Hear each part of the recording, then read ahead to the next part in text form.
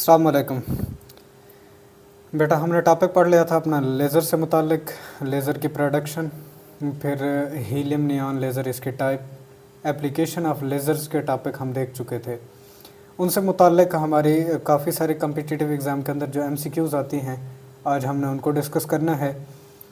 Start करते हैं बेटा। क्वेश्चन नंबर 1 है, stimulated emission of two photons A and B during laser action is shown in the figure. What is the relation of wavelengths of two photon? UHS 2014 के अंदर ये आपकी MCQs आई हुई है बेटा कि दो फोटॉन्स स्टिमुलेटेड इमिशन में से गुजरते हैं लेजिंग एक्शन के दौरान, तो इनकी वेवलेंथ्स के दरमियान में क्या रिलेशन होगा। रिलेशन बेटा यहाँ पर देखें कि एटम्स को एक्साइट कराया जा रहा है, एक फोटॉन को बम्बार्ड कराया जाता है, एटम्स अपनी एक्साइटेड स्टेट के अंदर चले जाते हैं E1 ग्राउंड स्टेट को छोड़कर E2 स्टेट के अंदर। अब यहाँ दूसरा जो प्रोसेस हमें दिया गया है वो एक्साइटेड एटम दोबारा से डी एक्साइट होते हैं। अब डी एक्साइटेशन के दौरान जहाँ एक बात बेटा नोटिस में रखिएगा कि ये अपनी मेटास्टेबल स्टेट के अंदर रिजाइड करेंगे, वहाँ रुकेंगे कुछ लम्हे के लिए, कुछ वक्त के लिए। आने वाला फोटॉन और इधर से जब एक्साइटेड एटम दोबारा से डी एक्साइट होंगे तो इनके दरमियान में स्टिमुलेटेड इमिशन हो जाती है, यानी कि ये दोनों फोटॉन्स आपको इन फेज दिखाई दे रहे हैं। उसकी वजह यही है कि यहाँ ये मेटास्टेबल स्टेट से आने वाला फोटॉन और इंसिडेंट फोटॉन दोनों इन फेज हो चुके हैं। अब इनकी वेवलेंथ के दरमियान में रिलेशन क्या होगा बेटा, जब इन फेज हैं तो इसका मतलब दोनों की वेवलेंथ सेम होगी, तो इसीलिए ऑप्शन ए करेक्ट है कि दोनों फोटॉन्स की जो वेवलेंथ है ये सेम रहेगी। सेकेंड एमसीक्यूज है, process of generating three-dimensional image of objects by using laser beam is called as। UHS 2014 के अंदर आपकी ये MCQs आई हुई है कि एक ऐसा प्रोसेस जिसके दौरान आप लेज़र बीम को इस्तेमाल करते हुए एक थ्री डायमेंशनल इमेज हासिल करते हैं ऑब्जेक्ट्स का। इस अंदाज को, इस प्रोसेस को क्या कहा जाता है? इसे फोटोग्राफ कहा जाता है, थ्री डायमेंशनल सिनेमा कहा जाता है, होलोग्राफी। डी ऑप्शन है टोमोग्राफ, तो बेटा सी ऑप्शन करेक्ट है। होलोग्राफी एक ऐसी टेक्निक, एक ऐसा प्रोसेस जहां लेजर बीम को इस्तेमाल करते हुए थ्री डायमेंशनल इमेज ऑब्जेक्ट का हासिल किया जाता है। थर्ड एमसीक्यूज है, one method of creating an inverted population is known as and consist of illuminating the laser material with light. UHS 2015 के अंदर आपकी एमसीक्यूज आई हुई है बेटा कि एक ऐसा प्रोसेस जिसके अंदर इन्वर्टेड पॉपुलेशन हासिल की जाती है, लाइट को इस्तेमाल करते हुए लेजर मटेरियल को इल्यूमिनेट किया जा रहा होता है, रोशन किया जा रहा होता है, वो हमने मेथड बताना है बेटा। यूएचएस 2015 के अंदर आपकी ये एमसीक्यूज आई हुई है, तो बेटा इसे ऑप्टिकल पंपिंग कहते हैं। मतलब कहने का क्या है कि लाइट, हाई इंटेंस लाइट को बम्बार्ड किया जाएगा लेजरिंग मटेरियल के ऊपर, और वहाँ एटम्स अपनी इस ग्राउंड स्टेट को लीव करने के बाद अपनी एक्साइटेड स्टेट के अंदर चले जाते हैं। एक्साइटेड स्टेट से दोबारा किसी मेटास्टेबल स्टेट के अंदर आते हैं, तो इस प्रोसेस को क्या कहा जाता है? इन्वर्टेड पॉपुलेशन या ऑप्टिकल पंपिंग इसको कहा जाता है। ए ऑप्शन करेक्ट है आपका बेटा। फोर्थ एमसीक्यूज है, in population inversion ruby laser atoms can reside in the excited state for. Population inversion के दौरान एक्साइटेड एटम अपनी इस एक्साइटेड स्टेट के अंदर कितने वक्त के लिए रहते हैं? यूएचएस 2015 में ये आपकी एमसीक्यूज आई हुई है बेटा। ए ऑप्शन है 10⁻⁻11 सेकंड्स, बी ऑप्शन है 10⁻8 सेकंड्स, सी ऑप्शन है 10⁻3 सेकंड, डी ऑप्शन है 10⁻3 सेकंड्स। तो अपनी एक्साइटेड स्टेट से मेटास्टेबल स्टेट के अंदर जब आते हैं तो उस मेटास्टेबल स्टेट के अंदर 10⁻³ सेकंड्स के लिए एटम रिजाइड करते हैं, वहाँ ठहरते हैं, जहाँ पॉपुलेशन इन्वर्जन का प्रोसेस अचीव किया जाता है, हासिल किया जाता है। फिफ्थ एमसीक्यू है, the white laser can not be produced because. PMC के टेस्ट के अंदर आपसे एमसीक्यूज पूछी गई है बेटा कि हम वाइट लेज़र को क्यों नहीं हासिल कर सकते। आपने अमूमी तौर पर देखा होगा जितनी भी मार्केट के अंदर आपको अवेलेबल लेज़र्स मिलती हैं उनके डिफरेंट कलर्स होते हैं, हर कलर है, लेकिन वाइट लेज़र कभी आपने नहीं देखी होगी। वो यही वजह हमसे पूछ रहा है कि हम इसको हासिल क्यों नहीं कर सकते। क्या ये it is not coherent, coherent नहीं होती, इट हैज़ लो एनर्जी, या इसकी एनर्जी लो होती है, इट डाइफ्रैक्ट्स इजीली, क्या ये इजीली डाइफ्रैक्ट हो जाती है? डी ऑप्शन है ऑल ऑफ दिस, ये तमाम तर ऑप्शंस। तो बेटा ये तमाम तर ऑप्शंस कि एक तो कोहेरेंट नहीं होती, लो एनर्जी होती है, डाइफ्रैक्ट इजीली हो जाती है, तो इसीलिए वाइट लेजर को हासिल करना नामुमकिन है। 6 MCQs है, which light has more velocity, किस लाइट के पास ज़्यादा से ज़्यादा वेलोसिटी होती है, स्पीड होती है? पीएमसी के टेस्ट में आपसे ये एमसीक्यूज पूछी गई है बेटा, तो किन की वेलोसिटी ज़्यादा होती है? तो बेटा जितनी भी लाइट्स हैं, ये हीलियम नियॉन लेज़र लाइट हो, वाइट लाइट हो या येलो लाइट हो, चूँकि लेज़र से इनका ताल्लुक होता है, तो तमाम तर की स्पीड हाई होती है, ज़्यादा से ज़्यादा होती है। डी ऑप्शन करेक्ट है आपका।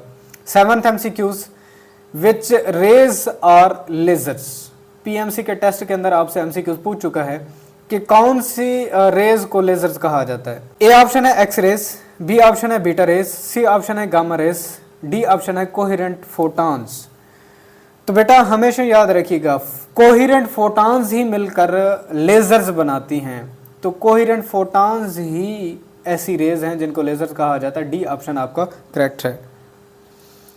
8th MCQs है, coherent light source of the light means, PMC के टेस्ट के अंदर आपसे एमसीक्यूज पूछी गई है बेटा कि कोहेरेंट लाइट सोर्स का मतलब क्या है, कि लाइट किस तरह की होगी, मल्टी वेवलेंथ रखेगी, डबल वेवलेंथ होगी इसकी, सिंगल वेवलेंथ होगी, या कोहेरेंट फोटॉन रखेगी? तो इसके अंदर बेटा हमेशा याद रखिएगा, कोहेरेंट लाइट सोर्स से मुराद है कि एक ही वेवलेंथ रखेगा, सिंगल वेवलेंथ रखेगा। सी ऑप्शन करेक्ट है आपका। 9th MCQs है, लेजर इज अ, पीएमसी के टेस्ट के अंदर एमसीक्यूज आपसे पूछी गई है, stimulated emission, spontaneous emission, both, none of this, कि एक लेजर के अंदर स्टिमुलेटेड इमिशन होगी, स्पॉन्टेनियस इमिशन होगा, या दोनों तरह के इमिशंस हो सकते हैं, या इनमें से कोई ऑप्शन नहीं है। तो इसके अंदर हमेशा याद रखिएगा बेटा, लेजिंग एक्शन के लिए हम स्टिमुलेटेड इमिशन होना लाजमी है। स्टिमुलेटेड इमिशन नहीं होगी तो कभी भी लेजिंग एक्शन नहीं होगा। ये मैं ऑलरेडी आपको पढ़ा चुका हूँ, दोबारा इस चीज़ की डिटेल में नहीं जाऊँगा। आप लेज़र्स के ऊपर जो हमारा लेक्चर है उसको देख सकते हैं। अगर आप इस यूट्यूब चैनल पर नए हैं तो अभी सर्च करें lasers by R Rashid science academy, इनकी प्रोडक्शन, उसके अंदर मैं आपको ये सारी चीज़ें समझा चुका हूँ। ये ऑप्शन आपका करेक्ट है। 10th MCQs है, which rays are used in lasers, PMC के टेस्ट में आपसे ये एमसीक्यूज पूछ चुका है बेटा कि किन रेज को लेजर्स के अंदर इस्तेमाल किया जाता है? इलेक्ट्रोमैग्नेटिक रेडिएशंस को, अल्फा रेज को, बीटा रेज को, या नन ऑफ दिस? इसमें से किन रेज को वो लेजिंग एक्शन के लिए इस्तेमाल करता है? तो बेटा यहाँ पर आपके पास ऑप्शन है इलेक्ट्रोमैग्नेटिक रेडिएशंस, फोटॉन्स। ठीक है बेटा, फोटॉन्स की कंप्लीट डिटेल हम पढ़ चुके हैं चैप्टर नंबर 20 के अंदर भी, चैप्टर नंबर 19 के अंदर भी। ये फोटॉन्स जब इन फेज होते हैं तब लेजर्स बनना शुरू हो जाती हैं। तो फोटॉन्स को इलेक्ट्रोमैग्नेटिक रेडिएशंस कहा जाता है बेटा। तो यहाँ पर इसीलिए देखिए वर्ड्स वो चेंज कर देता है, चीज़ें आपकी पढ़ी हुई हैं, तो आपने अगर कंसेप्चुअल तौर पर पढ़ा होगा, अच्छे तरीके से आपने अंडरस्टैंड किया होगा तमाम तरह टॉपिक्स को, तो आपके लिए ये चीज़ें मुश्किल नहीं होगी। देखिए कम्पिटिटिव एग्जाम की ही आपके एमसीक्यूज हैं। 11th MCQs है, लेजर लाइट इज, पीएमसी के टेस्ट में आपसे पूछ चुका है कि लेजर लाइट जो होती है वो किस तरह की होती है? मल्टी डायरेक्शनल है, इसकी एक से ज़्यादा डायरेक्शंस होती हैं, बाई डायरेक्शनल, डायरेक्शंस पर मुश्तमिल होती है, यूनी डायरेक्शनल है, एक डायरेक्शन रखने वाली है, या नन ऑफ दिस, इनमें से कोई ऑप्शन नहीं है। तो बेटा हमेशा याद रखिएगा, लेजर लाइट जितनी भी होती हैं ये यूनी डायरेक्शनल होती हैं, एक ही डायरेक्शन के अंदर ट्रैवल करती है। 12th MCQs है, electron can not reside inside the nucleus is explained by, PMC के टेस्ट में आपसे ये एमसीक्यूज पूछी गई है कि इलेक्ट्रॉन्स कभी न्यूक्लियस के अंदर नहीं पाए जाते। इस चीज़ की वजाहत किस प्रिंसिपल के अंदर या किस एक्सपेरिमेंटल एविडेंस के ज़रिए से ये चीज़ वाज़ह की गई थी? कॉम्पटन इफेक्ट के ज़रिए से वाज़ह की गई थी, फोटो इलेक्ट्रिक इफेक्ट के ज़रिए से वाज़ह की गई थी, जीमैन इफेक्ट के लिहाज से ये वाज़ह की गई थी, या फिर अनसर्टेनिटी प्रिंसिपल? बेटा हाइजेनबर्ग अनसर्टेनिटी प्रिंसिपल, इन्होंने आके बताया था कि इलेक्ट्रॉन कभी भी न्यूक्लियस के अंदर पाए नहीं जाते। ये वो एक नेचुरल प्रोसेस था। बीटा नेगेटिव डिके के अंदर ऐसा लग रहा था इब्तदाई तौर पर कि न्यूक्लियस में से कैसे इलेक्ट्रॉन्स इजेक्ट हो रहे हैं, ये कैसे पॉसिबल है? तो उस वक्त 20th सेंचुरी की इब्तदा के अंदर इस क्वेश्चन का आंसर दिया था हाइजेनबर्ग ने अपने अनसर्टेनिटी प्रिंसिपल से कि अगर न्यूक्लियस के अंदर इन इलेक्ट्रॉन्स को कंसिडर कर लिया जाए तो इनकी स्पीड को जब कैलकुलेट किया जाता है तो वो स्पीड ऑफ लाइट से बढ़ जाती है।